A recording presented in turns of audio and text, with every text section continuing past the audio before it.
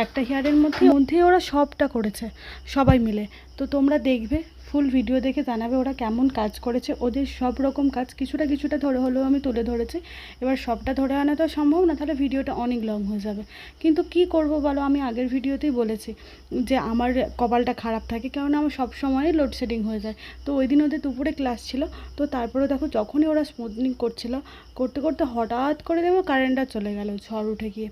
তো আমরা লাইট ধরে তারপরেই স্মুথনিংটা কমপ্লিট হয়েছে, তারপর কিছুক্ষণ পর চলে এসেছিলো।